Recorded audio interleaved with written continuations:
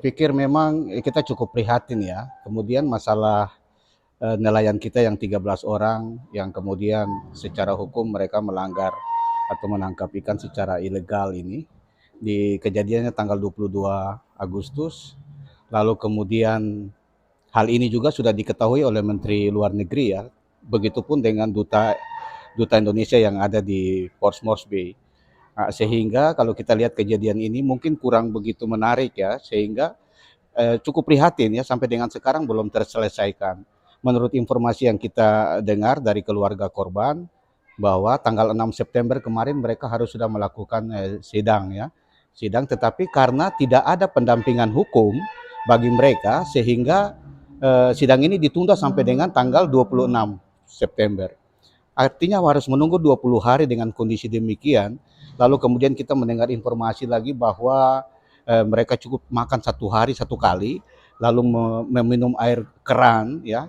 Pemikiran kami kalau meminum air keran adalah air mentah ya, air yang tidak layak diminum begitu.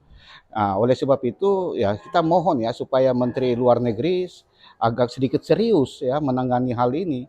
Begitupun perwakilan kita di Portsmouth Bay, duta Indonesia yang ada di Portsmouth Bay, coba secara sigap kita minta untuk menangani hal ini secara serius begitu ya.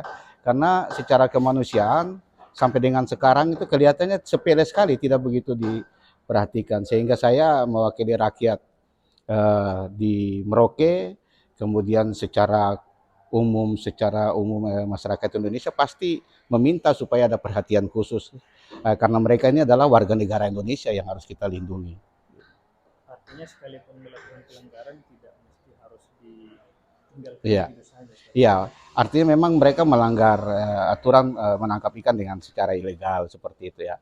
Dan ini juga sudah kita ketahui begitu. Tetapi kemudian penanganan ini kan harus secara hukum dan dilaksanakan di Portsmouth Bay.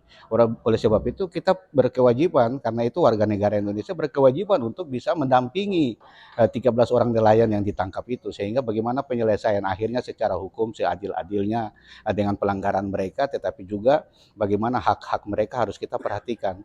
Oleh sebab itu saya harapkan Menteri Luar Negeri dan juga perwakilan kita di Portsmouth Bay, duta besar Indonesia di Portsmouth Bay untuk secara sigap dan agak sedikit serius untuk bisa menangani hal ini.